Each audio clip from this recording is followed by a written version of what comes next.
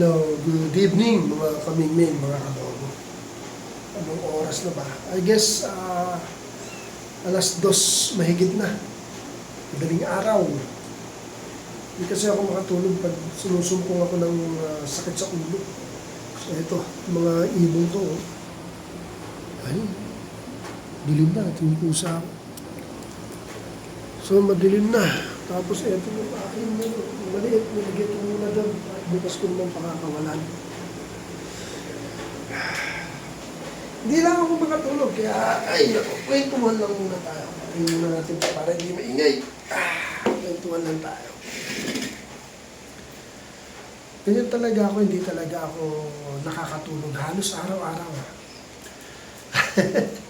Alam na siguro bakit, di ba? Hindi ko nakakaisip. Pero talaga ang problema ko yung mata ko. Dahil pag sumasakit, iba eh. Diba? Minsan nga, pagigising ako, wala na akong makita sa kanan. Yun ang winowori ko sa sarili ko. Ito, doon makatulog kaya para kahit paano eh, malibang yung isip ko. Pinuntahan ko na lang ito sila Kobe. Yan. Kobe? Ano? Sino ba si Kobe? Makita si Maggie. Ito si Kobe. Tulog na tulog yung aking mga alaga. Ano?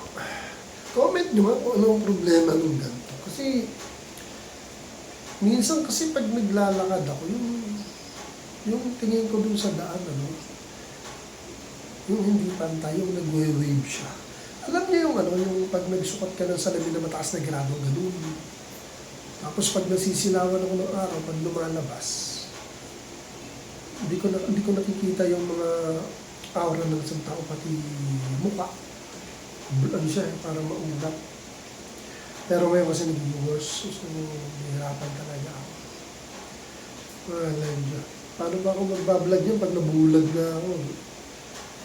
Hirap. Nakaka-stress. Ito, vlog muna ako. Gusto ko rin yung malaga ko. Baka isang araw, di ko na makakita itong mga ito. Hindi lang ako makatulog. Ginaan ko na lang sa vlog, mga kadogo, mga kamingin. Sakit na lang ulo ko eh. Hirap. Minsan, hindi na nga naniniwala yung aking family. Pag sinabi ko, hindi ako natutulog talaga. Minsan, 4 days.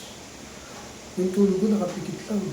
Kasi sumasakit niya ulo ko, tsaka minsan wala akong makita, natatakot din ako. Siyempre, may nervous ko. Ayun, kwento lang. Wala tayong i-tackle up dahil ayun lang, kinusta ko lang sila Kobe. Ano Kobe? Mamimiss mo ba ako? Kobe! Storbo daw ako, tulog na sila.